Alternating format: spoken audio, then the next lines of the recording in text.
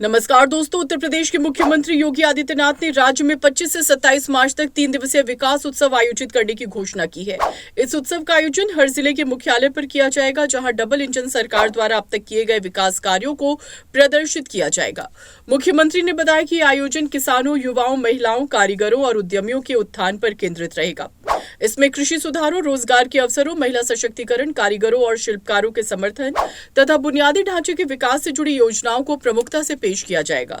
इस दौरान विभिन्न सरकारी योजनाओं के लाभार्थियों को सम्मानित भी किया जाएगा, ताकि समाज में जागरूकता बढ़ाई जा सके और अधिक से अधिक लोग इनका लाभ उठा सके। सीएम योगी ने कहा कि विकास उत्सव का उद्देश्य जनता को ये दिखाना है कि कैसे केंद्र और राज्य सरकार की संयुक्त पहल से प्रदेश में व्यापक परिवर्तन हुआ है। सरकार की ओर से युवाओं को स्टार्टअप, स्किल डेवलपमेंट और रोजगार से जुड़ी योजनाओं की जानकारी दी जाएगी। वहीं महिलाओं को आत्मनिर्भर बनाने के लिए स्वयं सहायता समूहों और महिला उद्यमिता को बढ़ावा देने की दिशा में जागरूकता अभियान चलाया जाएगा। किसानों के लिए आधुनिक कृषि तकनीकों और सरकारी सहायता योजनाओं पर भी विशेष ध्यान दिया जाएगा। इसके साथ ही इंफ्रास्ट्रक्चर प्रोजेक्ट्स जैसे सड़क निर्माण, बिजली आपूर्ति, जल आपूर्ति और अन्य बुनियादी सुविधाओं के विकास को भी जनता के सामने रखा जाएगा। मुख्यमंत्री ने स्पष्ट किया कि इस आयोजन का मकसद प्रदेश के प्रत्येक नागरिक को सरकार की नीतियों और उपलब्धियों से अवगत कराना है।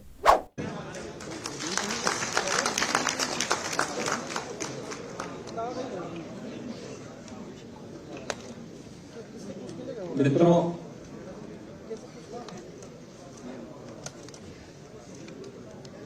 आदरणीय प्रधानमंत्री जी के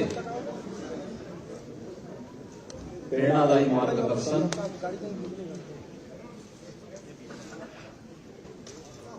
और उनके विजनरी नेतृत्व में सेवा, सुरक्षा और सुशासन के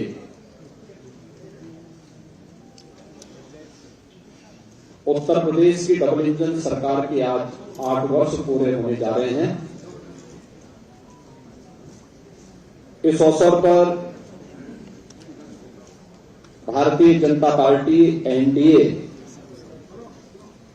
के अपने सभी सहयोगियों की ओर से मैं आप सबका इस विशेष संवाद में हृदय से स्वागत करता हूं और प्रदेशवासियों को 8 वर्ष की इस शानदार यात्रा के लिए, जिसमें उत्तर प्रदेश की 25 करोड़ जनता जनार्दन का व्यापक समर्थन और आशीर्वाद प्राप्त हुआ है, इसके लिए उन्हें मैं हृदय से बधाई भी देता हूं। अभी यहां पर मंच पर उपस्थित मंत्रिमंडल के मेरे वरिष्ठ सहयोगियों और एनडीए के जुड़े हुए हमारे सभी वरिष्ठ नेताओं ने 8 वर्ष की उपलब्धियों को लेकर के उत्तर प्रदेश की इस यात्रा को डबल इंजन सरकार ने कैसे आगे बढ़ाया है, इससे संबंधित एक रिपोर्ट कार्ड आपके सामने प्रस्तुत किया है और एक लघु वीडियो फिल्म के माध्यम से भी उसे प्रस्तुत करने का प्रयास किया गया है।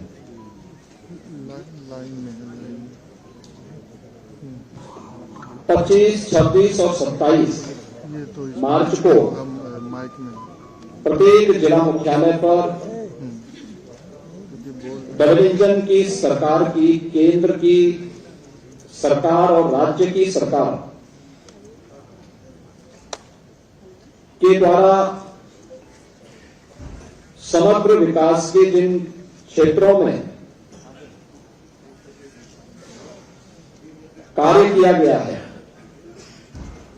वो अन्नदाता किसान के उत्थान के लिए हो, युवाओं के रोजगार के लिए हो, मातृशक्ति के स्वावलंबन के लिए हो, हस्तशिल्पी और कारीगरों के उत्थान के लिए हो, बेरोजगारों को रोजगार देने का, इंफ्रास्ट्रक्चर डेवलपमेंट का, परंपरागत उद्यमिता को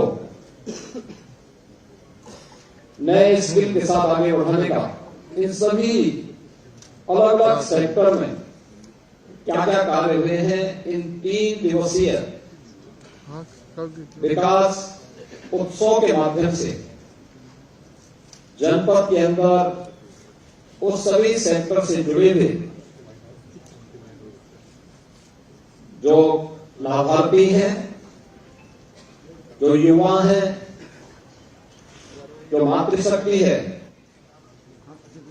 जो उद्यमी हैं, इन सभी के सम्मान से संबंधित और विकास की योजनाओं के प्रति जनता जनार्दन की प्रति कृतज्ञता ज्ञापित करने के लिए ये 3 दिवसीय कार्यक्रम कल से प्रत्येक जनपद मुख्यालय में प्रारंभ होने जा रहे हैं।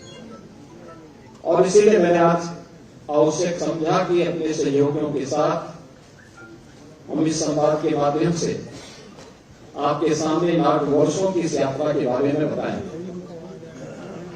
आप में से ज्यादातर लोग जानते हैं 8 वर्ष पहले उत्तर प्रदेश की स्थिति क्या थी,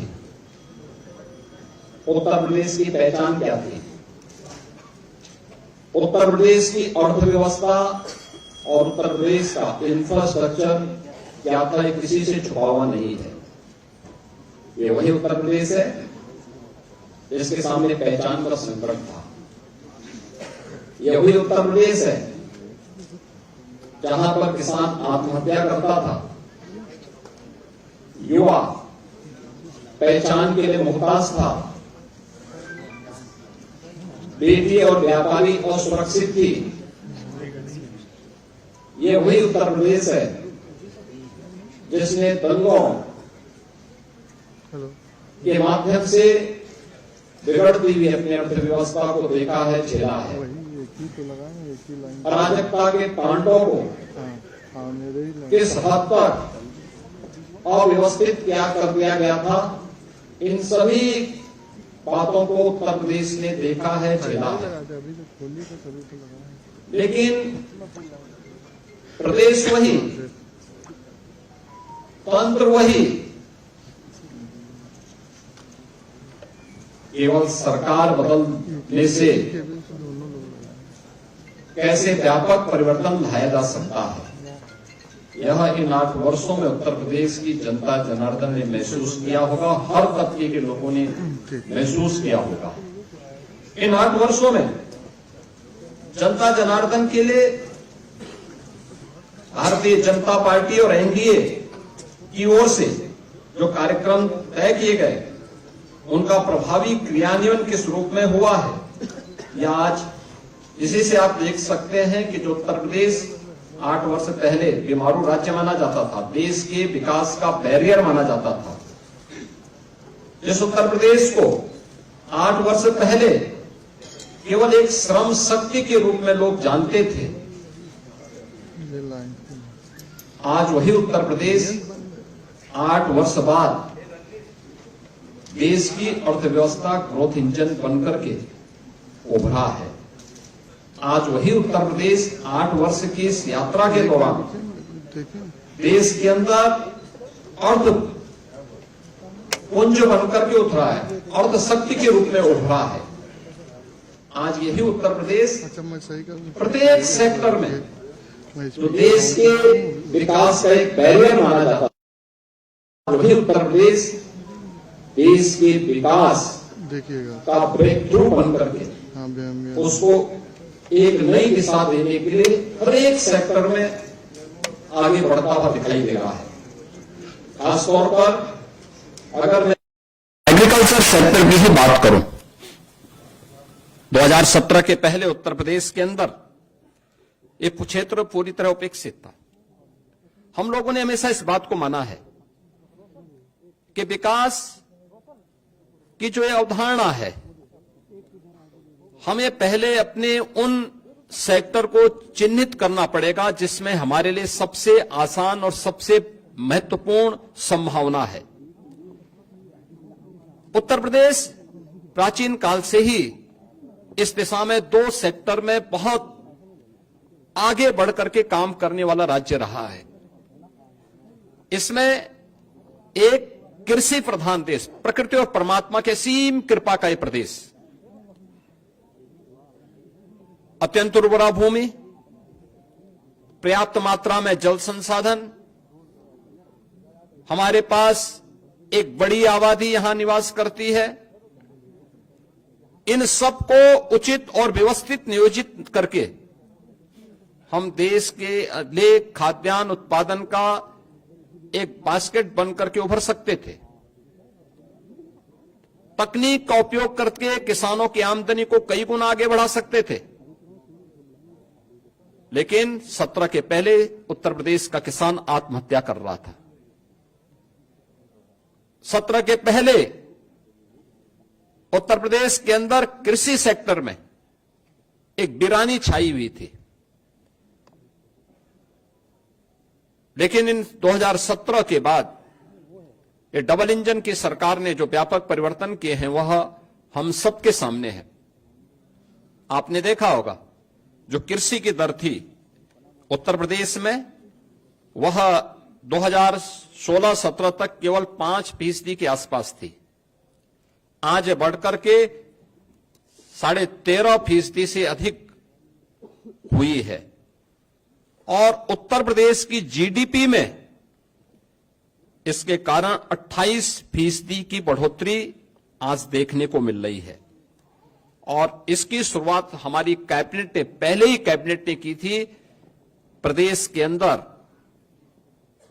36,000 करोड़ रुपए की लागत से लघु और सीमांत किसानों की कर्ज माफी के कार्यक्रम को लेकर के आज उसी का परिणाम है कि जिस प्रदेश में 16-17 तक कुल यहां पे 557 लाख मीट्रिक टन खाद्यान्न का उत्पादन होता था, आज उसी प्रदेश में हम लोग गत वर्ष ही 668 लाख मीट्रिक टन से अधिक खाद्यान्न का उत्पादन किए हैं। यानी ये 20% खाद्यान्न के उत्पादन में बढ़ोतरी एक वर्ष में ही उत्तर प्रदेश के अंदर देखने को मिली है। प्रधानमंत्री ऋण मोचन की योजना से लेकर के प्रधानमंत्री किसान सम्मान निधि की योजना तक हर एक क्षेत्र में आज किसान को डीबीटी के माध्यम से धनराशि जाती। देश में आज के दिन पर प्रधानमंत्री किसान सम्मान निधि में 2,61,000 से अधिक किसानों को 80,000 करोड़ रुपए से अधिक की धनराशि डीबीटी के माध्यम से उनके खातों में गई है। प्रदेश के अंदर सिंचाई की क्षमता में व्यापक बढ़ोतरी हुई है। ये वही प्रदेश है वर्षों से जहां पर सिंचाई की परियोजनाएं लंबित पड़ी हुई थी। अर्जुन सहायक हो, बाणसागर हो, सरयू नहर राष्ट्रीय परियोजना हो, 40 वर्षों से योजनाएं लंबित पड़ी हुई थी। इस दौरान इन 8 वर्ष के अंदर प्रदेश सरकार ने, डबल इंजन की सरकार ने प्रधानमंत्री कृषि सिंचाई योजना का सहयोग लेकर के इन सभी परियोजनाओं को पूर्ण किया। लगभग 23 लाख हेक्टेयर के अतिरिक्त सिंचाई की सुविधा उत्तर प्रदेश के अन्नदाता किसानों को दी। प्रदेश के अंदर कृषि विज्ञान केंद्र स्थापित कराए। प्रदेश के अंदर कृषि विश्वविद्यालयों का उन्नयन किया। एक नए कृषि विश्वविद्यालय की स्थापना के लिए और 20 नए कृषि विज्ञान केंद्रों को कुछ सेंटर ऑफ एक्सीलेंस स्थापित करने की दिशा में कार्य प्रारंभ किए। टेक्नोलॉजी मिली, अच्छे बीज मिले। परिणाम क्या हुआ? धान में, गेहूं में, दलहन में, तिलहन में, श्रीअन्न में, हर एक सेक्टर में उत्तर प्रदेश एक नई स्पीड के साथ आगे बढ़ता हुआ दिखाई दिया।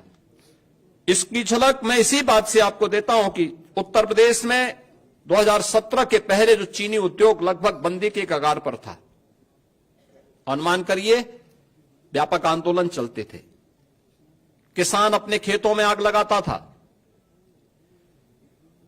वर्षों तक जब 2017 में हम लोग आए थे तो 2008-9 से लेकर के 2017 तक गन्ना किसानों का गन्ना मूल्य का हजारों करोड़ रुपया बकाया था चीनी मिलों पर। सरकारें चीनी मिलों को औने पौने दाम पे बिक रही थी। आज भी माननीय उच्चतम न्यायालय में मामला चल रहा है, लेकिन हमारी सरकार आई, हमने एक भी चीनी मिल को बंद नहीं किया। बंद चीनी मिलों को रिवाइव किया। उत्तर प्रदेश के अंदर इस दौरान हम लोगों ने 3 नई चीनी मिलों की स्थापना की, 6 चीनी मिलों की पुनर्संचालन की कार्रवाई की, 38 चीनी मिलों का विस्तार किया और वर्तमान में 122 चीनी मिलें प्रदेश के अंदर क्रियाशील हैं। 2017 से अब तक गन्ना किसानों को 2,80,000 करोड़ रुपए से अधिक का गन्ना मूल्य का भुगतान हुआ और यह पिछली सरकारों के 22 वर्ष के कार्यकाल की तुलना अगर इसे किया जाए, उन्होंने 22 वर्ष में जितना किया उतना हमारी डबल इंजन की सरकार ने मात्र 8 वर्ष में किया। उससे भी 60,000 करोड़ रुपए से अधिक की धनराशि गन्ना किसानों के खाते में उपलब्ध करवाने का काम किया। इथेनॉल के नए प्लांट लगाए। 2017 तक केवल 42 करोड़ लीटर इथेनॉल का उत्पादन उत्तर प्रदेश में होता था। आज के दिन पर यह 177 करोड़ लीटर इथेनॉल का उत्पादन उत्तर प्रदेश के अंदर हो रहा है, जिससे अन्नदाता किसानों को सर्वाधिक लाभ हो रहा है। इसी प्रकार से चाहे गन्ना उत्पादन में, चाहे वह खाद्यान्न उत्पादन में हो या फिर फल एवं सब्जी के उत्पादन में भी आज उत्तर प्रदेश नंबर 1 पर फिर से आया है और उत्तर प्रदेश के अन्नदाता किसानों के जीवन में व्यापक परिवर्तन देखने को मिला है। पीएम कुसुम योजना के अंतर्गत सोलर पैनल लगा करके प्रदेश के अंदर लगभग 86,000 अन्नदाता किसानों के जीवन में व्यापक परिवर्तन का काम किया गया। तो 14 लाख निजी नलकूप को भी विद्युत की मुफ्त व्यवस्था देकर के अन्नदाता किसानों की आमदनी को बढ़ाने में सरकार ने योगदान दिया और परिणाम है कि इस दौरान अगर आप देखें 2012 से 17 के बीच बिचौलियों के द्वारा तब सरकार करती थी, तब कोई प्रोक्योरमेंट सेंटर सरकार के द्वारा नहीं लगाए जाते थे। तब सरकार ने गेहूं का क्रय पे कुल पैसा खर्च किया था 12,808 करोड़। यह पैसा अन्नदाता किसान के पास नहीं, बिचौलियों के पास गया था और 17 से लेकर के 23-24 के बीच में सरकार ने जो गेहूं क्रय पर धनराशि खर्च की है, इसमें 2.5 यानी इससे लगभग 2.5 गुना अधिक हम लोगों ने इसके लिए धनराशि खर्च की है, लोगों को उपलब्ध करवाया है और इसमें 200 यानी 94 इसमें कुल धनराशि 12,808 करोड़ की तुलना में 43,424 करोड़ रुपए यानी 3.5 गुना अधिक भुगतान अन्नदाता किसानों को सीधे प्रोक्योरमेंट के केंद्र के माध्यम से हम लोगों ने अन्नदाता किसानों के लिए किया है। ऐसे धान के क्रय में भी 12 से 17 के बीच 17,190 करोड़ रुपए का कुल भुगतान बिचौलियों को हो पाया था, क्योंकि किसान सरकार के तत्कालीन सरकार के एजेंडे में कहीं नहीं था। इस दौरान 2017 से लेकर 2024 के बीच सरकार ने 5 गुना अधिक यानी 88,746 करोड़ रुपए का धान का मूल्य डीबीटी के माध्यम से अन्नदाता किसानों के खाते में करने का काम किया। प्रदेश के अंदर 32 लाख हेक्टेयर से अधिक भूमि को बाढ़ से बचाव करने में सरकार ने सफलता प्राप्त की है और मुख्यमंत्री कृषक दुर्घटना बीमा के अंतर्गत हर अन्नदाता किसान को, उनके परिवार के सदस्यों को, बटाईदार को भी हम लोगों ने 5 लाख रुपए की सुरक्षा बीमा का कवर किया कि अगर कभी बाढ़ से, आकाशीय बिजली से या किसी अन्य दुर्घटना से, एक्सीडेंट से या वन्य जीव संघर्ष में उनकी दुखद मौत होती है तो सरकार इसके लिए उन्हें 5 लाख रुपए की एक सुरक्षा बीमा का कवर भी देगी। और आज हम लोग लगातार इस योजना के माध्यम से प्रदेश के सभी किसानों को आच्छादित किए हुए हैं। तो इस दौरान प्रदेश के अंदर निराश्रित गोवंश की समस्या का समाधान करने में भी ये डबल इंजन की सरकार को सफलता प्राप्त हुई, जिसमें 7,700 से अधिक गौआश्रय स्थल के माध्यम से 12,50,000 से अधिक गोवंश का संरक्षण सरकार अपने स्तर पर कर रही है और सहभागिता योजना के माध्यम से 1,05,000 पशुपालकों को 1,63,000 से अधिक गोवंश उनकी सुपुर्दगी में दिया गया है, जिसमें प्रति गोवंश प्रति माह अन्नदाता किसान को सरकार 1,500 रुपए का भुगतान करती है एक गोवंश के लिए। और इसी प्रकार से कुपोषित परिवारों को भी 10,000 गोवंश देने का काम सरकार ने इस दौरान किया है। उन्हें भी राशि हम उपलब्ध करवाते हैं। मित्रों, 2017 के पहले प्रदेश की कानून व्यवस्था की स्थिति आप सबके सामने है। हर व्यक्ति जानता है, हर दूसरे तीसरे दिन एक दंगा होता था, न बेटी सुरक्षित थी, न व्यापारी सुरक्षित था। प्रदेश के बारे में लोगों की परसेप्शन का अंदाजा इसी से लगाया जा सकता था कि हमारा युवा अपनी पहचान के लिए मोहताज होता था। आज कानून व्यवस्था में उत्तर प्रदेश ने एक लंबी छलांग लगाई है और महाकुंभ प्रयागराज इसका उदाहरण है। 45 दिनों के इस महाआयोजन में कोई छेड़छाड़ की घटना नहीं, कोई लूटपाट की घटना नहीं, कोई अपहरण की घटना नहीं, कोई भी ऐसी घटना नहीं जिससे आने वाले श्रद्धालुओं को किसी भी प्रकार का कोई असंतोष का भाव पैदा करने का अवसर प्राप्त हुआ हो। प्रदेश वही है, लेकिन इसके लिए जो व्यापक परिवर्तन हुआ है, इस व्यापक परिवर्तन का कारण है कि इन 8 वर्षों में सरकार ने व्यवस्थित तरीके से उत्तर प्रदेश पुलिस के बल को एक सिस्टम के साथ जोड़ा है। आप अनुमान करिए, अब तक उत्तर प्रदेश पुलिस बल में पिछले 8 वर्ष में, जब 2017 में हम लोग आए थे, 1.5 लाख पुलिस कार्मिकों के पद खाली थे। सरकार की नियत पर जनता जनार्दन को भी और माननीय न्यायालय को भी संदेह था, क्योंकि भर्ती की प्रक्रिया पारदर्शी नहीं हो सकती थी, नहीं करते थे। लेकिन पहली बार हुआ जब पारदर्शी भर्ती की प्रक्रिया के माध्यम से सरकार ने 1,56,000 से अधिक पुलिस कार्मिकों की भर्ती, जो आज सेवा दे रहे हैं, उन्हें उत्तर प्रदेश पुलिस बल का हिस्सा बनाया है। और अभी हाल ही में 60,200 से अधिक पुलिस कार्मिकों की नई भर्ती भी संपन्न की है, जिन्हें कुछ ही दिनों के अंदर ट्रेनिंग की प्रक्रिया के साथ जुड़ने का अवसर प्राप्त होगा।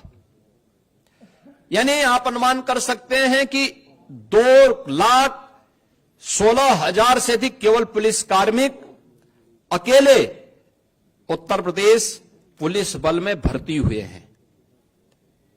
और ये भर्ती की प्रक्रिया के साथ साथ उत्तर प्रदेश में जब 17 में हम लोग आए थे, 10 जनपद ऐसे थे जहां कोई पुलिस लाइन नहीं थी। पुलिस के बैरक की स्थिति आप देख सकते थे, सब टूटे फूटे थे, कोई व्यवस्था उनके लिए नहीं थी। ट्रेनिंग मात्र 6,000 पुलिस कार्मिकों की ट्रेनिंग की क्षमता थी। आज उनके इंफ्रास्ट्रक्चर को बढ़ाया गया। सभी 10 जनपद जहां पे कोई पुलिस लाइन नहीं थी, या तो पुलिस लाइन का निर्माण पूरा किया गया, बल्कि पुलिस कुछ जगह निर्माण का कार्य पूरा किया या निर्माणाधीन है। हर जनपद में, हर थाने में पुलिस की अवस्थापना सुविधाओं के लिए बैरक का निर्माण किया गया। पुलिस की ट्रेनिंग क्षमता को कई गुना बढ़ाया गया। जिस प्रदेश में मात्र 6,000 पुलिस कार्मिकों की ट्रेनिंग हो सकती थी, पहली बार होगा और उत्तर प्रदेश देश का पहला राज्य होगा जो 60,244 पुलिस कार्मिकों की एक साथ ट्रेनिंग कराने जा रहा है। एक साथ ट्रेनिंग कराने जा रहा है, और ये प्रदेश के अंदर ही ट्रेनिंग होने जा रही है। ऐसा भी नहीं कि हम कहीं दूसरे राज्यों में या कहीं अन्य जगह भेज रहे हों। ये अपने आप में उत्तर प्रदेश सरकार के द्वारा उठाए गए उन कदमों का परिणाम है जो पिछले कुछ समय के अंदर हम लोगों को देखने को मिला है, और परिणाम आपके सामने है। एनसीआरबी की जो रिपोर्ट है, कितना परिवर्तन आया है, यह आप सबके सामने है। पिछली सरकारों ने दंगाइयों के काल के रूप में जाने जाने वाली पीएससी की 54 कंपनियों को समाप्त कर दिया था। यानी उन्होंने एक व्यवस्था, एक साजिश की थी कि जब यहां पे पीएससी ही नहीं रहेगी तो फिर इसके बाद दंगाइयों को खुली छूट मिल जाएगी। हमारी सरकार आई, हमने इन सभी कंपनियों को फिर से बहाल किया, बल्कि महिला बटालियन की 3 महिला नई बटालियन भी गठित की। प्रदेश के अंदर अन्य महत्वपूर्ण स्थलों पर भी 5 नई पीएससी की बटालियन के गठन की प्रक्रिया को आगे बढ़ाया। एयरपोर्ट, मेट्रो की सुरक्षा के लिए, अन्य महत्वपूर्ण संस्थानों की सुरक्षा के लिए स्पेशल सिक्योरिटी फोर्स का भी गठन किया और उसकी 6 वाहिनियां गठित की। प्रदेश के अंदर सभी जनपदों में साइबर थानों की स्थापना की गई। हर थाने में एक साइबर सेल हेल्प डेस्क की व्यवस्था की गई और आज प्रदेश के अंदर जो हमारी PRB 112 है, इसके रिस्पांस टाइम को 2017 के पहले इसका रिस्पांस टाइम 25 मिनट 42 सेकंड होता था, आज यह 7 मिनट 24 सेकंड का मात्र रह गया है। यानी आम जनता को कितनी जल्दी न्याय मिल सकता है, उस तक पुलिस का रिस्पांस कितनी फास्ट होगी, इसी से आप अंदाजा लगा सकते हैं। और प्रदेश के अंदर गृह विभाग, नगर विकास विभाग और जन सामान्य की मदद से 11 लाख से अधिक सीसीटीवी कैमरे भी लगाए गए। 11 लाख टीवी, यानी जो माननीय उच्चतम न्यायालय ने निर्भया कांड के बाद देश के अंदर एक व्यवस्था दी थी कि सेफ सिटी की परिकल्पना कैसे साकार होगी, सीसीटीवी कैमरे के माध्यम से उसे आच्छादित करने में उत्तर प्रदेश देश का पहला राज्य है जिसने अपने सभी 17 म्युनिसिपल कॉरपोरेशन के साथ साथ गौतम बुद्ध नगर में सीसीटीवी की कार्रवाई को पूरी तरह आच्छादित करने का काम किया है। ये सभी सीसीटीवी कैमरे आज वहां पर कार्य कर रहे हैं। किसी भी समाज में नारी की सुरक्षा, सम्मान और स्वावलंबन का कार्य संपूर्ण समाज के स्वावलंबन का आधार बनता है। आदरणीय प्रधानमंत्री जी ने इसके लिए नारी सशक्तिकरण के लिए नारी वंदन अधिनियम भी देश की संसद ने पारित किया है। उत्तर प्रदेश ने शुरू से इस पर ध्यान दिया है। अभी हम लोगों ने 60,200 पुलिस कार्मिकों की भर्ती संपन्न की है। आप अनुमान करिए 1947 से लेकर के 2017 तक उत्तर प्रदेश पुलिस बल में मात्र 10,000 महिला पुलिस कार्मिक थी और अकेले एक भर्ती में जो अभी होली के एक दिन पहले भर्ती संपन्न हुई है, इस भर्ती में 12,000 से अधिक महिला कार्मिक अकेले भर्ती हुई हैं। इससे पहले 1,26,000 की जो भर्ती संपन्न हुई, 1,56,000 की जो भर्तियां हम लोगों ने यहां पे संपन्न की थी, 25,000 से अधिक महिला कार्मिक उसके माध्यम से हम लोगों ने उत्तर प्रदेश पुलिस बल का हिस्सा बनाया है। और आज उसी का परिणाम है कि उत्तर प्रदेश में जो महिला वर्कफोर्स है 2017-18 के पहले जो 13-14% के आसपास थी, आज वो बढ़कर के 35% से अधिक हुई है। प्रदेश के अंदर मातृवंदना योजना में, केंद्र सरकार की प्रधानमंत्री मातृवंदना योजना में 60 लाख माताएं इससे लाभान्वित हो रही हैं। तो बेटी के जन्म लेने से लेकर के स्नातक तक की पढ़ाई के लिए दी जाने वाली 25,000 रुपए की सहायता में उत्तर प्रदेश की 22,11,000 बेटियां इस योजना का लाभ प्राप्त कर रही हैं। प्रदेश के अंदर वीसी सखी सभी 57,000 ग्राम पंचायतों में बैंकिंग की सुविधा में अपना योगदान दे रही हैं। तो महिला स्वयंसेवी समूह में लगभग 1 करोड़ बहनें योगदान देकर के आर्थिक स्वावलंबन की दिशा में अपना योगदान दे रही हैं। मुख्यमंत्री सामूहिक विवाह योजना में 4,76,000 से अधिक सामूहिक विवाह के संपन्न हुए हैं, जिसके लिए इस बार के बजट में सरकार ने तय किया है कि 51,000 से अब इस राशि को बढ़ा करके अप्रैल से इसको 1 लाख रुपए करने की घोषणा भी की है, जिसको हम अप्रैल में लागू करने जा रहे हैं। प्रदेश के अंदर उत्तर प्रदेश राज्य ग्रामीण आजीविका मिशन के अंतर्गत भी 95 लाख से अधिक महिलाओं को इस कार्यक्रम के माध्यम से स्वावलंबन के साथ जोड़ने का कार्य हुआ है और 2 लाख से अधिक महिलाएं पीएम स्वनिधि योजना में, स्ट्रीट वेंडर में लगी हुई महिलाओं को उस योजना के साथ जोड़ा गया है और 1 करोड़ महिलाओं को पीएम स्वामित्व योजना में, जहां पे झोपड़ी है, जहां पे मकान है, वहां का मालिकाना अधिकार देने का काम ये देश के अंदर नंबर 1 पर उत्तर प्रदेश ने सर्वाधिक घरौनी, पीएम घरौनी देने का काम उत्तर प्रदेश ने किया है। प्रदेश के अंदर उत्तर प्रदेश में 7 जनपदों में हम लोगों ने इस बजट में व्यवस्था की है कि कामकाजी महिलाओं के लिए पुण्यश्लोका लोकमाता अहिल्याबाई होलकर के नाम पर वाराणसी, मेरठ, प्रयागराज, कानपुर, झांसी, आगरा और गोरखपुर में कामकाजी महिलाओं के लिए छात्रावास के निर्माण की कार्रवाई को भी हम लोग इस नए बजट में क्रियान्वित करने जा रहे हैं। मित्रों, प्रदेश वही है जिस प्रदेश का युवा पहले अपनी पहचान के लिए मोहताज था। आज उत्तर प्रदेश का नौजवान हो, अन्नदाता किसान हो, उत्तर प्रदेश की कोई बेटी या बहन हो या उत्तर प्रदेश का व्यापारी या उद्यमी, जीवन के किसी भी क्षेत्र का कोई युवा या समाज का कोई भी व्यक्ति आज जब उत्तर प्रदेश के बाहर जाता है तो उसके सामने अब पहचान को छुपाने की समस्या नहीं होती है। आज वो बड़े गर्व के साथ अपने आप को उत्तर प्रदेश वासी कह सकता है और नए भारत का नया उत्तर प्रदेश किस रूप में अपनी युवा शक्ति के बल पर आगे बढ़ रहा है, यह हम इसी से अंदाजा लगा सकते हैं कि 2016-17 में जिस उत्तर प्रदेश की बेरोजगारी दर 19% से अधिक थी, आज वह घट करके मात्र 3% रह गई है। चाहे वह कृषि के सेक्टर में किए गए परिवर्तन हो या फिर एमएसएमई सेक्टर में, सूक्ष्म लघु मध्यम उद्यम के क्षेत्र में, या अपने हस्तशिल्पी और कारीगरों के उन्नयन के माध्यम से, उनके स्किल डेवलपमेंट के माध्यम से। उत्तर प्रदेश पहला राज्य था जिसने ओडीओपी की स्कीम चलाई, 1 डिस्ट्रिक्ट 1 प्रोडक्ट के माध्यम से परंपरागत उद्यम को प्रोत्साहित करने का काम किया। इसने उत्तर प्रदेश के एक्सपोर्ट को 86,000 करोड़ रुपए से बढ़ा करके 2 लाख करोड़ रुपए से अधिक बढ़ाने का काम किया है और उत्तर प्रदेश भी एक एक्सपोर्ट स्टेट के रूप में स्थापित हो सकता है, उत्तर प्रदेश ने साबित किया है। उत्तर प्रदेश में हम लोगों ने अब तक 8 लाख से अधिक भर्तियां, सरकारी नौकरियां उत्तर प्रदेश के युवाओं को दी है।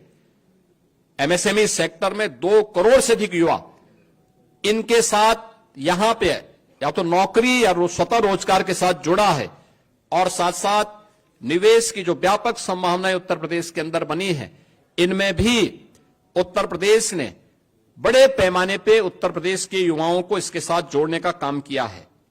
प्रदेश में आज के दिन पर 50 लाख से अधिक युवाओं को हमने डिजिटली सक्षम बनाने में सफलता प्राप्त की है, जिसे टैबलेट और स्मार्टफोन देकर के उन्हें इस दिशा में आगे बढ़ाने का काम किया है। तो आज उत्तर प्रदेश के अंदर हम देख सकते हैं कि सबसे बड़ा एमएसएमई का base 96 lakh MSME unit UP के पास है। अपने हस्तशिल्पी और कारीगरों के लिए विश्वकर्मा श्रम सम्मान की जैसी स्कीम आज उत्तर प्रदेश चला रहा है, जिसमें लाखों ऐसे हस्तशिल्पी और कारीगरों के स्किल डेवलपमेंट के लिए उन्हें फ्री में टूल किट उपलब्ध कराने, सस्ते में लोन उपलब्ध करवाने की कार्रवाई को आगे बढ़ाने का काम किया है। और वर्तमान में एक नई स्कीम, मुख्यमंत्री युवा उद्यमी स्कीम, जो अब तक की बहुत लोकप्रिय स्कीम होने जा रही है, जिसमें 31 मार्च तक 1 लाख नए युवा उद्यमी उत्तर प्रदेश बनाने के लक्ष्य रखे हैं। उस कार्यक्रम को हम लोग आगे बढ़ाने जा रहे हैं, जिसमें 5 लाख रुपए तक का ब्याज मुक्त ऋण प्रथम चरण में, मार्जिन मनी 10% और गारंटी मुक्त लोन देने की कार्रवाई को भी सरकार आगे बढ़ा रही है। शिक्षा, जिस प्रदेश की स्थिति ऐसी रही हो कि नकल जन्मसिद्ध अधिकार कुछ लोग मानते थे, आज वहां नकल विहीन परीक्षाएं हो रही हैं। बेसिक शिक्षा परिषद के स्कूल जो बंदी के कगार पर थे, आज उनमें 50 लाख से अधिक बच्चों की बढ़ोतरी उन सभी बच्चों को 1200 रुपए 2 यूनिफॉर्म के लिए, बैग के लिए, बुक्स के लिए, शूज और सॉक्स के लिए, स्वेटर के लिए सरकार डीबीटी के माध्यम से उपलब्ध करवाने का कार्य कर रही है। सभी विद्यालयों में बालक बालिकाओं के लिए टॉयलेट की व्यवस्था, पेयजल की व्यवस्था, डिजिटल लाइब्रेरी की व्यवस्था, अच्छी फ्लोरिंग की व्यवस्था, ये सभी कुछ से आच्छादित करने में सफलता प्राप्त हुई है। साथ साथ माध्यमिक स्कूलों में जर्जर पड़े भवनों के पुनर्निर्माण के लिए प्रदेश सरकार ने अलंकार योजना के माध्यम से एक नई स्कीम प्रारंभ की है और इसको भी तेजी के साथ आगे बढ़ाने का काम कर रही है। अब जर्जर विद्यालय नहीं होंगे। प्रदेश के अंदर हर एक कमिश्नरी में एक एक विश्वविद्यालय हो, राज्य विश्वविद्यालय हो। ऐसी 6 कमिश्नरी ऐसी थी जहां कोई राज्य विश्वविद्यालय नहीं था। उन विश्वविद्यालयों के निर्माण के कार्यक्रम को भी प्रदेश सरकार ने आगे बढ़ाया। तो पहली बार मेडिकल यूनिवर्सिटी हो, आयुष विश्वविद्यालय हो, एक अतिरिक्त एग्रीकल्चर विश्वविद्यालय की स्थापना हो, ये सभी आज उत्तर प्रदेश के अंदर देखने को मिल सकते हैं। और संस्कृति विश्वविद्यालय भी हो, यह भी आज उत्तर प्रदेश में स्थापित हो चुके हैं। प्रदेश ने इस दिशा में 8 नए विश्वविद्यालय, यानी इस दिशा में 10 नए विश्वविद्यालय, 21 निजी क्षेत्र के विश्वविद्यालयों की स्थापना में भी सफलता प्राप्त की है। और युवाओं को प्रतियोगी परीक्षाओं की तैयारी के लिए प्रत्येक जनपद में मुख्यमंत्री अभ्युदय कोचिंग की व्यवस्था भी आज के दिन पर संचालित है। प्रदेश के अंदर अनुसूचित जाति जनजाति के सभी छात्रों को आज के दिन पर हम लोग स्कॉलरशिप उपलब्ध करा रहे हैं, 100% स्कॉलरशिप दे रहे हैं।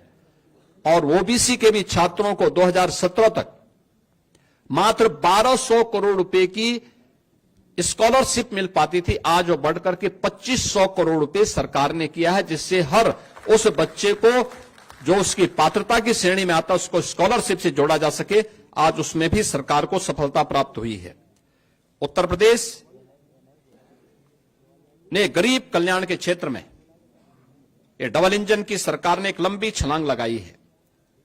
पिछले 8 वर्ष में 6 करोड़ से अधिक गरीबों को गरीबी रेखा से ऊपर उठाने में मदद मिली है। 15 करोड़ उत्तर प्रदेश के वासी आज भी प्रतिमाह पिछले 5 वर्ष से फ्री में राशन की सुविधा का लाभ प्राप्त कर रहे हैं। 1 करोड़ 86 लाख उज्ज्वला योजना के कनेक्शन उपलब्ध हुए हैं। होली और दीपावली में एक रसोई गैस के सिलेंडर उन्हें फ्री में उपलब्ध करवाए जा रहे हैं। प्रधानमंत्री किसान सम्मान निधि में 2 करोड़ 62 लाख किसानों को इस योजना से जोड़ा गया है, जिन्हें प्रतिवर्ष 6000 रुपए उनको डीबीटी के माध्यम से केंद्र सरकार उपलब्ध करवा रही है। और 9 करोड़ से अधिक लोगों को उत्तर प्रदेश में गोल्डन कार्ड उपलब्ध करवा करके प्रधानमंत्री जन आरोग्य योजना आयुष्मान भारत के अंतर्गत उन्हें आच्छादित करने वाला ये सभी जो आंकड़े हैं, ये दिखाता है कि ये सबसे अधिक देश के अंदर इन सभी क्षेत्रों में उत्तर प्रदेश काफी आगे है। और इसमें सबसे लंबी छलांग लगाने वाला है। 56 लाख गरीबों को एक एक आवास उपलब्ध कराने में ये सभी स्कीम है, जिसमें उत्तर प्रदेश नंबर 1 पर देश में है। और मित्रों, 2017 के पहले निराश्रित महिला पेंशन, वृद्धावस्था पेंशन, दिव्यांगजन पेंशन 55 लाख महिलाओं को, वृद्धजनों को या दिव्यांगजनों को मिलती थी। आज ये संख्या बढ़कर के 1 करोड़ 6 लाख महिलाओं को, वृद्धजनों को और दिव्यांगजनों को उत्तर प्रदेश दे रही है। 2017 के पहले पेंशन की राशि हुआ करती थी मात्र 300। आज इसको हम 1000 रुपए महीने उन लोगों को डीबीटी के माध्यम से दे रहे हैं। इसके अलावा डीबीटी में लाभार्थियों तक सीधा पैसा पहुंचाने में भी देश में उत्तर प्रदेश नंबर 1 पर है। यानी अकेले 24-25 में 9 करोड़ 8 लाख से अधिक लोगों तक 1,10,000 करोड़ रुपए से अधिक का भुगतान डीबीटी के माध्यम से हुआ है। इसके माध्यम से प्रदेश सरकार को 10,000 करोड़ रुपए की बचत हुई है। और अभी वर्तमान में सरकार इस नए वित्तीय वर्ष में और सबसे बड़ी आबादी का राज्य होने के बावजूद जीरो पॉवर्टी के लक्ष्य को प्राप्त करने के लिए कृत संकल्पित होकर के कार्य कर रही है। हम नए वित्तीय वर्ष अब 1 अप्रैल से प्रारंभ होगा तो इसमें उससे लॉन्च करने जा रहे हैं। इंफ्रास्ट्रक्चर के लिए प्रदेश के बारे में एक मान्यता थी, जहां से गड्ढे शुरू हो जाएं समझ लो उत्तर प्रदेश की सीमा आ गई। सड़क में गड्ढा है या गड्ढे में सड़क है ये पता नहीं लगता था। आज मित्रों, आप गूगल में सर्च करिए, आपको पता लगेगा एक्सप्रेसवे कौन है तो नाम आएगा उत्तर प्रदेश। 6 एक्सप्रेसवे वर्तमान में उत्तर प्रदेश के अंदर संचालित है। 11 पे हम कार्य कर रहे हैं, या तो निर्माणाधीन है या प्रस्तावित हैं, जिन पे नए वित्तीय वर्ष में काम प्रारंभ होने जा रहा है। और गंगा एक्सप्रेसवे के बनते ही देश के अंदर एक्सप्रेसवे में उत्तर प्रदेश का 55% हिस्सेदारी अकेले उत्तर प्रदेश की होगी। सबसे बड़ा रेल नेटवर्क यूपी के पास, सबसे ज्यादा मेट्रो का संचालन उत्तर प्रदेश के अंदर हो रहा है। 2017 के पहले क्या था? लखनऊ में आधी अधूरी मेट्रो थी, 1.5 एक्सप्रेसवे थे। आज 6 एक्सप्रेसवे हैं, 11 पे हम काम करने जा रहे हैं। आज 6 सिटी, देश के अंदर सर्वाधिक 6 सिटी में मेट्रो का संचालन यूपी कर रहा है। देश की पहली रैपिड रेल यूपी के अंदर है, दिल्ली से मेरठ के बीच में। और देश का पहला वाटरवे हल्दिया वाराणसी के बीच में यह संचालित हो चुका है। यानी लैंडलॉक्ड स्टेट से उत्तर प्रदेश मुक्त हो चुका है। और इनलैंड वाटरवे अथॉरिटी का गठन करके उत्तर प्रदेश वाटरवे की सुविधा को वाराणसी से प्रयागराज तक और बलिया से अयोध्या तक पहुंचाने के लिए पूरी प्रतिबद्धता के साथ आगे बढ़ रहा है, जिससे इन संभावनाओं के माध्यम से उत्तर प्रदेश के प्रोडक्ट को एक्सपोर्ट के माध्यम से दुनिया के बाजार तक पहुंचाया जा सके और यहां के अन्नदाता किसानों का, यहां के हस्तशिल्पी और कारीगरों का और यहां के उद्यमियों की इनकम को बढ़ाकर के प्रदेश की अर्थव्यवस्था को और सुदृढ़ किया जा सके, इस दिशा में सरकार कार्य कर रही है। आज इंटर स्टेट कनेक्टिविटी हमारी 4 लेन की हुई है। हर जनपद मुख्यालय 4 लेन के साथ जुड़ा है। प्रदेश सरकार ने हाईवे के एक बड़े नेटवर्क को अपने यहां जोड़ा है और उत्तर प्रदेश इस दिशा में काफी एक अच्छी प्रोग्रेस के साथ देश के अंदर है, क्योंकि ये हाईवे इसी दिशा में जो प्रयास किए जाते हैं, ये किसी भी अर्थव्यवस्था की सबसे रीढ़ के रूप में काम करती है। एयर कनेक्टिविटी 2017 के पहले उत्तर प्रदेश के अंदर 2 एयरपोर्ट पूरी तरह क्रियाशील थे, लखनऊ और वाराणसी। 2 आंशिक रूप से थे, गोरखपुर और आगरा आंशिक रूप से संचालित थे। आज उत्तर प्रदेश के अंदर 16 एयरपोर्ट क्रियाशील हैं और उनमें से 4 इंटरनेशनल एयरपोर्ट हैं। और देश का सबसे बड़ा एयरपोर्ट जेवर में बहुत शीघ्र प्रारंभ होने वाला है। यह एयरपोर्ट 5वां इंटरनेशनल एयरपोर्ट भी होगा और आने वाले समय में एयरपोर्ट के फंक्शनल होते ही एयर कार्गो के सबसे बड़े हब के रूप में भी यह बदलेगा। प्रदेश के अंदर इस बेहतरीन इंफ्रास्ट्रक्चर ने प्रदेश की अर्थव्यवस्था को भी एक नई गति दी है। प्रदेश के अंदर नगरीय विकास के क्षेत्र में भी व्यापक परिवर्तन देखने को मिले हैं। उत्तर प्रदेश नगरीय क्षेत्रों में पहली बुनियादी सुविधाओं का अभाव था।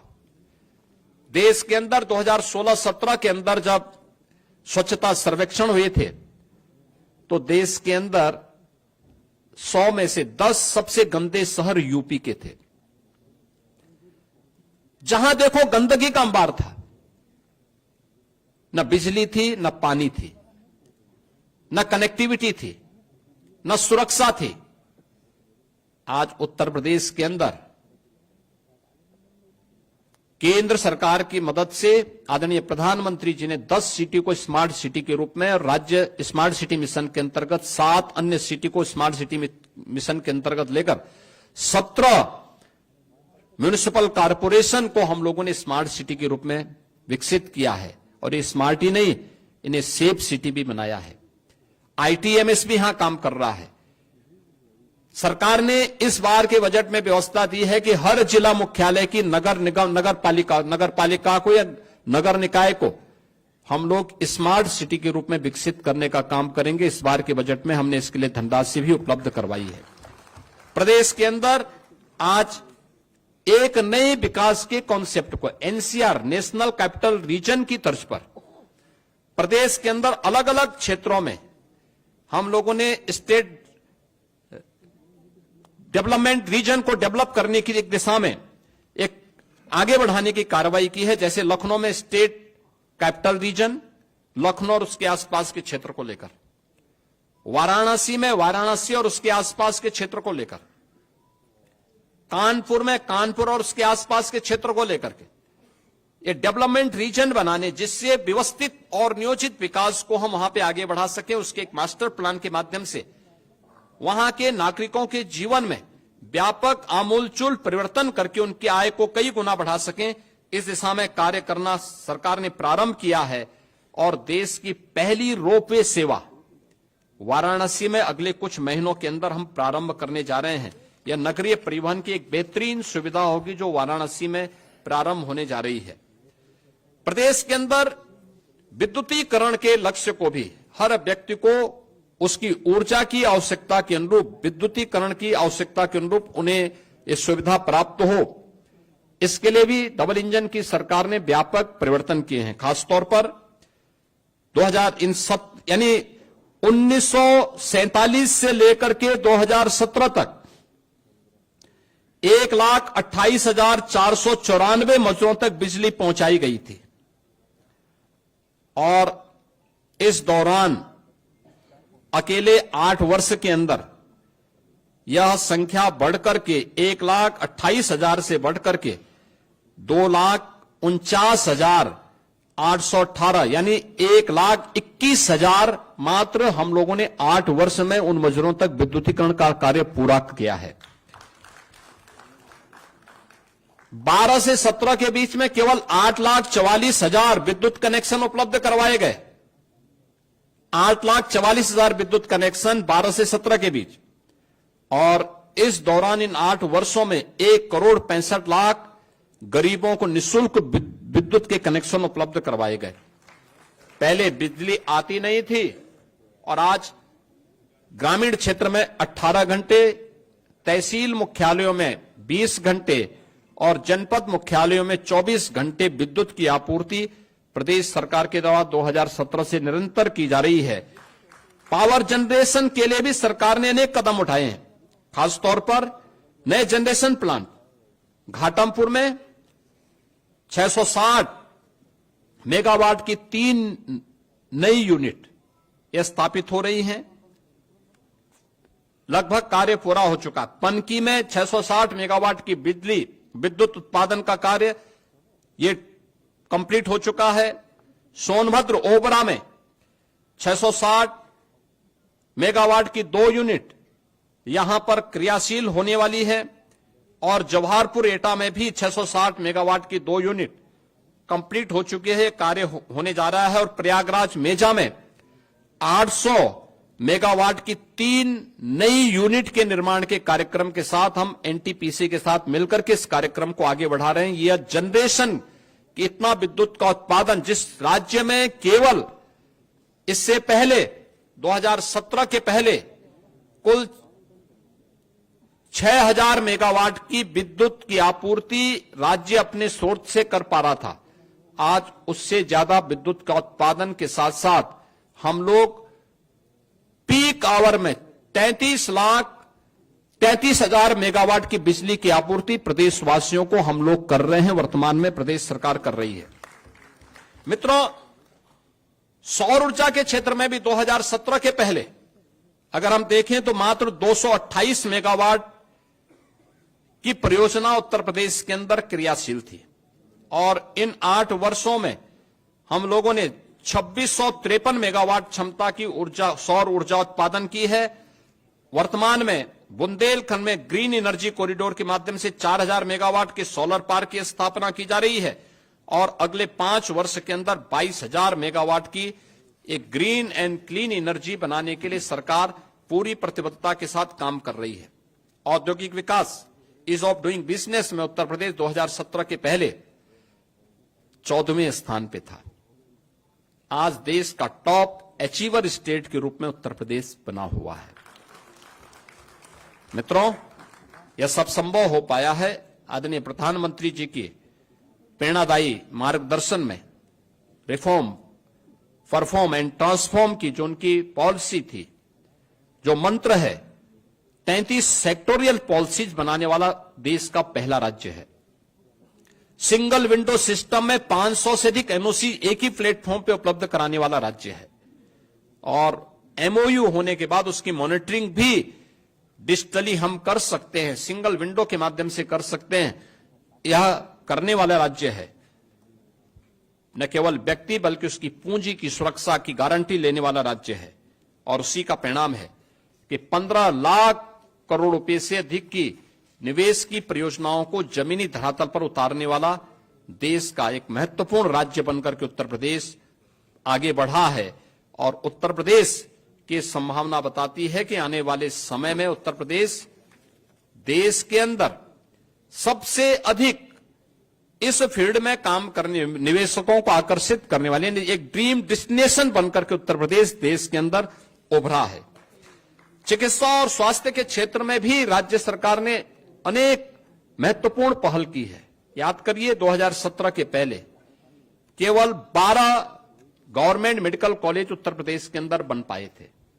यानी ये आजादी के पहले से लेकर के 2017 तक की बात कर रहा हूं। और 2017 से अब तक कुल प्रदेश में 80 मेडिकल कॉलेज बने हैं, जिसमें 44 गवर्नमेंट सेक्टर के बने हैं। 36 निजी मेडिकल कॉलेज भी बने हैं। प्रदेश के अंदर इससे पहले नर्सिंग और पैरामेडिकल कॉलेजेस की स्थिति क्या थी? ताले लटकते थे, न इंफ्रास्ट्रक्चर था, न फैकल्टी थी। आज प्रदेश के अंदर हर मेडिकल कॉलेज में नर्सिंग कॉलेज बनाने की कार्रवाई को तेजी के साथ आगे बढ़ाने का कार्य हो रहा है। प्रदेश के अंदर हम लोगों ने जो 36 जनपद ऐसे थे जिनमें संचारी रोग में, खासतौर पर इंसेफ्लाइटिस से उत्तर प्रदेश के मासूम तड़प तड़प करके मरते थे, आज उस पर प्रभावी नियंत्रण करने में उत्तर प्रदेश ने सफलता प्राप्त की है। और मुझे बताते हुए प्रसन्नता है कि 2017 की तुलना में आज 2024 में एक्यूट इंसेफ्लाइटिस से 85% और जापानी इंसेफ्लाइटिस से 99% नियंत्रण करने में सरकार को सफलता प्राप्त हुई है। इसी प्रकार से डेंगू की मृत्यु दर को लगभग 95% कम करने में सफलता प्राप्त की है। मलेरिया पर 56% की कमी आई है। और आज प्रदेश के अंदर हम लोगों ने प्रदेश के अंदर आयुष्मान भारत में उत्तर प्रदेश देश के अंदर नंबर 1 पर है। मुख्यमंत्री आरोग्य मेले के माध्यम से लगभग 13.5 करोड़ रोगी उसके माध्यम से लाभान्वित हो रहे हैं। और जो विभिन्न मेडिकल कॉलेजेस की संख्या बढ़ाने के बाद जो सीट्स बढ़ी हैं, एमबीबीएस में 17 में मात्र 1990 सीट्स थी, आज वो बढ़कर के 5250 हुई हैं। निजी मेडिकल कॉलेजेस में भी ये सीट्स 2550 से बढ़कर के 6550 हुई हैं। राजकीय क्षेत्र में पीजी सीट्स की संख्या 2017 के पहले जो 741 थी, आज वो बढ़कर के 1871 हुई हैं। और निजी क्षेत्र में भी जो पीजी की सीट्स 17 के पहले 480 थी, आज वो बढ़कर के 2100 तक बढ़ी हैं। प्रदेश में सुपर स्पेशलिटी 2017 में मात्र कुछ ही मेडिकल कॉलेजेस में भी उसकी भी बहुत कम ब्रांचेज हुआ करती थी। आज लगभग हर एक जनपद में सुविधा है। आज हर एक जनपद में डायलिसिस की सुविधा उपलब्ध करवाई जा रही है, सीटी स्कैन आदि की सुविधाएं उपलब्ध करवाई जा रही हैं। और सस्ते में दवा उपलब्ध हो, इसके लिए तमाम हर एक जनपद में इसके लिए जन आरोग्य योजना से जुड़े हुए सुविधा केंद्रों को और उन प्रतिष्ठानों को स्थापित करने का काम भी किया जा रहा है। मित्रों, उत्तर प्रदेश ने टूरिज्म के क्षेत्र में भी एक लंबी छलांग लगाई है। यानी इंफ्रास्ट्रक्चर के क्षेत्र में अन्नदाता किसानों के लिए, युवाओं के उत्थान के लिए, मातृशक्ति के सम्मान के लिए, निवेश के लिए उत्तर प्रदेश ने अपनी जो पहचान बनाई, सुरक्षा के क्षेत्र में जो अपनी पहचान बनाई, इसका असर प्रदेश के पर्यटन पर भी पड़ा है। आज के दिन पे पर्यटन केवल एक मनोरंजन का साधन मात्र नहीं है, बल्कि आस्था भी अर्थव्यवस्था को सुदृढ़ करने का सशक्त माध्यम बन सकती है। यह हमने महाकुंभ प्रयागराज के माध्यम से देखा है। प्रयागराज महाकुंभ ने अलग अलग सेक्टर में नई नई संभावनाओं को आगे बढ़ाया और उसी दिशा में आज गत वर्ष उत्तर प्रदेश में कुल जो टूरिस्ट आए थे वह 67 करोड़ आए थे और लगभग इतने टूरिस्ट अकेले महाकुंभ प्रयागराज में इस वर्ष आए हैं। 2016 के पहले, 2017 के पहले वर्ष भर में 21 करोड़ टूरिस्ट यूपी के अंदर आते थे, अलग अलग। उसमें स्पिरिचुअल भी होता था, इको टूरिज्म भी होता था, हेरिटेज भी होता था, अन्य तमाम आयोजनों के साथ भी जुड़ते थे। आज ये संख्या बहुत बड़ी हो चुकी है और इसमें दोनों डोमेस्टिक भी हैं और फॉरेन से भी आए हैं। इसमें प्रदेश के अंदर हम लोगों ने इसके लिए प्रदेश सरकार ने, डबल इंजन की सरकार ने काफी बड़े पैमाने पे अवस्थापना सुविधाओं का विकास भी किया है, कनेक्टिविटी को भी बेहतर किया है, सुरक्षा का बेहतर माहौल दिया है। आज उसका परिणाम हम सबके सामने है। इन सभी स्थितियों में प्रदेश सरकार ने जो कार्य किए हैं, आज उसका परिणाम हम सबके सामने है।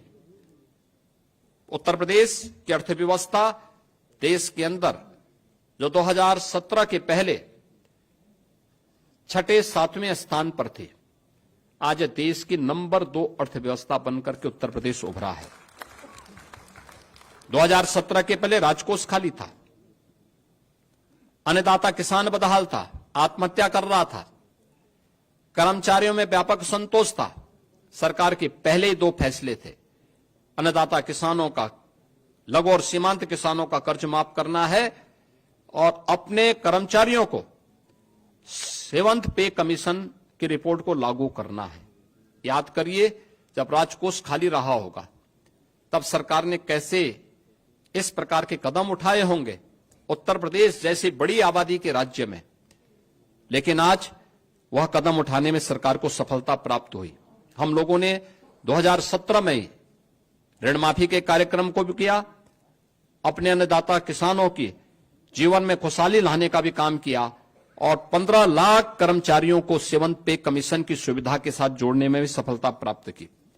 आज प्रदेश में बिना कुछ बोझ डाले, जनता जनार्दन पर कोई अतिरिक्त कर लगाए बगैर, कोई अतिरिक्त टैक्स लगाए बगैर पिछले 8 वर्ष में हमने प्रदेश की अर्थव्यवस्था को मजबूती प्रदान की है। इसके लिए भ्रष्टाचार पर प्रभावी प्रहार, लीकेजेज को रोकना, सोर्स ऑफ इनकम को बढ़ाना, हमने रेवेन्यू बढ़ाए हैं और परिणाम है आज यूपी देश का एक रेवेन्यू सरप्लस स्टेट है। प्रदेश में लगातार जो निवेश हुए हैं, इसके परिणाम स्वरूप रोजगार की नई संभावनाएं बनी है। एक नए उत्तर प्रदेश का दर्शन आज लोग कर रहे हैं। कहीं निवेश आता है तो केवल निवेश नहीं होता, अपने साथ विकास भी लेके आता है, रोजगार भी लेके आता है, अनेक परिवारों के जीवन में खुशहाली लेके आता है। और परिणाम है 2017 के पहले 12,75,000 करोड़ रुपए की अर्थव्यवस्था आज 27.5 लाख करोड़ रुपए से, यानी दुगने से अधिक पहुंची है। पर कैपिटा इनकम दुगने से अधिक हुई है। प्रदेश ने इस दिशा में काफी अच्छे जो पहल की है, वह परिणाम हम सबके सामने है और मैं उस दिशा में केवल यही मुझे कहना है कि प्रदेश आज एक अच्छी दिशा में बढ़ रहा है। इसमें खासतौर पर अगर हम इस अलग अलग सेक्टर में इसमें देखें, एफडीआई में 2000 से लेकर के 2017 के बीच 17 वर्षों में मात्र 3,300 करोड़ रुपए फॉरेन डायरेक्ट इन्वेस्टमेंट यूपी में आया था और अप्रैल 17 से लेकर के 2024 तक 14,808 करोड़ रुपए की यहां पर से अधिक केवल एफडीआई आया है। ऐसे ही इन 70 वर्षों में पर कैपिटा इनकम मात्र 46,000 तक पहुंच पाई थी। आज यही बढ़कर के अगर हम फाइनल जीएसडीपी के आंकड़ों के अनुसार देखें तो यह 1,14,000 है, और प्लानिंग विभाग के अनुसार देखें तो यह 1,24,000 यानी पर कैपिटा इनकम यहां तक पहुंची है, लगभग 2.5 गुना बढ़ी है। बैंकिंग तंत्र की जो व्यवस्था होती है वह अर्थव्यवस्था को एक नया आयाम देता है। अगर 2016-17 में आप देखेंगे उत्तर प्रदेश में बैंक का व्यवसाय मात्र 12.5 लाख करोड़ का था, 24-25 में यह बढ़कर के 29,66,000 करोड़ यानी 2.25 गुने से अधिक हुआ है। और सीडी रेशियो जो उत्तर प्रदेश में 2017 तक मात्र 46% था, आज यह 61% से ऊपर बढ़ा है। प्रदेश के अंदर इस दौरान प्रदेश सरकार ने अनेक कार्यक्रम किए और खासतौर पर आरबीआई की रिपोर्ट अत्यंत महत्वपूर्ण होती है, जो इस बात को कहती है कि प्रोजेक्ट फाइनेंसिंग के लिए फंड आकर्षित करने में 16.2% हिस्सेदारी के साथ आज उत्तर प्रदेश देश के अंदर शीर्ष स्थान पर है।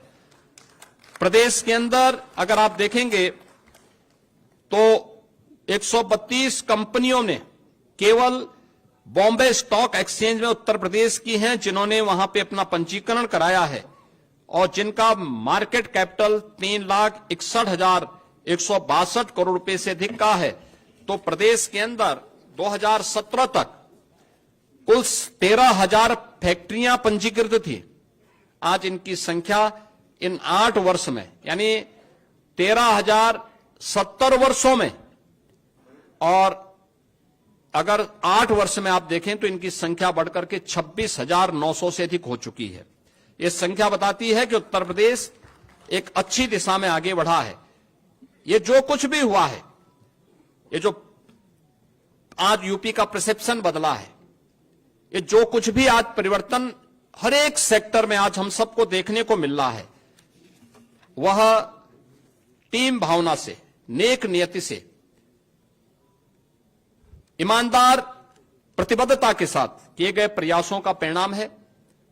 और उसका परिणाम हमारे सामने है कि हम खाद्यान्न उत्पादन में आज उत्तर प्रदेश देश में नंबर 1 है, गन्ना उत्पादन में नंबर 1 पर है, आलू उत्पादन में उत्तर प्रदेश नंबर 1 पर है, इथेनॉल की आपूर्ति करने वाला सबसे बड़े राज्य के रूप में उत्तर प्रदेश फिर से उभरा है। ईज ऑफ डूइंग बिजनेस में चीफ अचीवर स्टेट के रूप में उत्तर प्रदेश ने अपनी मजबूत उपस्थिति दर्ज की है।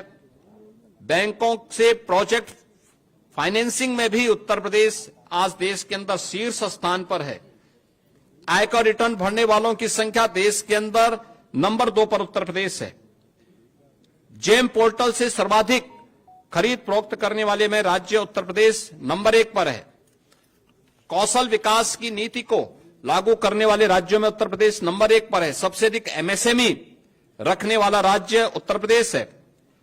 पीएम आवास योजना, पीएम किसान सम्मान निधि, पीएम उज्ज्वला योजना, पीएम स्वनिधि योजना, पीएम स्वामित्व योजना, प्रधानमंत्री अटल पेंशन योजना, स्वच्छ भारत मिशन, प्रधानमंत्री जनधन योजना, प्रधानमंत्री सुरक्षा बीमा योजना, प्रधानमंत्री जीवन ज्योति बीमा योजना, अटल पेंशन योजना, इन सभी में उत्तर प्रदेश आज नंबर 1 पर है। ये योजनाएं बताती हैं कि उत्तर प्रदेश के अंदर पिछले 8 वर्ष के अंदर जीवन के प्रत्येक क्षेत्र में डबल इंजन की सरकार ने आदरणीय प्रधानमंत्री जी के मार्गदर्शन में जो कदम बढ़ाए हैं वह एक सही दिशा में बढ़ाए गए कदम हैं, और यह बताता है कि उत्तर प्रदेश आज देश के अंदर हर एक सेक्टर में जो उसका ग्रोथ रेट है, एग्रीकल्चर में, एमएसएमई में, इंफ्रास्ट्रक्चर में और अर्थव्यवस्था के अलग अलग सेक्टर में भी, वह दिखाता है कि उत्तर प्रदेश बहुत शीघ्र, अगर आदरणीय प्रधानमंत्री जी ने देश को $5 ट्रिलियन की इकोनॉमी बनाने के एक बड़े लक्ष्य को देशवासियों के सामने रखा है और उसके परिणाम हमारे सामने भी हैं। 2014 में जिस देश की अर्थव्यवस्था 10वें 11वें स्थान पर थी, आज वह देश दुनिया का 5वीं बड़ी अर्थव्यवस्था है। 2027 में तीसरी बड़ी अर्थव्यवस्था बनेगा। उत्तर प्रदेश आज नंबर 2 की देश की अर्थव्यवस्था है। $1 ट्रिलियन की इकोनॉमी प्राप्त करने के लिए जो प्रयास डबल इंजन की सरकार ने प्रारंभ किए हैं और ग्रोथ रेट को अपना बढ़ाया है, प्रत्येक सेक्टर में व्यापक परिवर्तन देखने को मिला है। आने वाले समय में उत्तर प्रदेश देश की शीर्ष अर्थव्यवस्था बनेगा, इसमें कोई संदेह नहीं होगा। और इस दिशा में कार्य करने के लिए पूरी टीम पूरी तत्परता के साथ कार्य कर रही है। मैं इन 8 वर्षों में उत्तर प्रदेश को अपना मार्गदर्शन प्रदान करने और यशस्वी नेतृत्व से समय समय पर उपकृत करने के लिए आदरणीय प्रधानमंत्री जी का, राष्ट्रीय अध्यक्ष श्री जगत प्रकाश नड्डा जी का, केंद्रीय रक्षा मंत्री माननीय श्री राजनाथ सिंह जी का, केंद्रीय गृह मंत्री श्री अमित शाह जी का, केंद्रीय मंत्रिमंडल के सभी माननीय मंत्रियों का, देश के अंदर विकास के लिए काम करने वाली उन सभी संस्थाओं का जो अपने विजनरी नेतृत्व में, प्रधानमंत्री जी के विजनरी नेतृत्व में कार्य करते हुए देश को आगे बढ़ाने में अपनी मदद कर रहे हैं, उन सभी संस्थाओं का, उत्तर प्रदेश के अपने संगठन के पदाधिकारियों का, प्रदेश मंत्रिमंडल के अपने वरिष्ठ सहयोगियों का, सभी अपने सहयोगी दलों का, एनडीए के अपने सभी घटक दलों का, इन सभी का भी मैं हृदय से इस अवसर पर अभिनंदन करता हूं। इन्हें धन्यवाद देता हूं कि इन्होंने पिछले 8 वर्ष के अंदर प्रदेश के अंदर जो स्केल था उसको स्किल और स्पीड के साथ जोड़ने में जो एक टीम भावना का परिचय दिया है, आज उसी का परिणाम हमारे सामने एक नए भारत के, नए उत्तर प्रदेश के रूप में देखने को मिल रहा है। और हम विश्वास के साथ कह सकते हैं कि यही स्पीड उत्तर प्रदेश को देश की नंबर 1 की अर्थव्यवस्था बनाने में मददगार साबित कर होगी।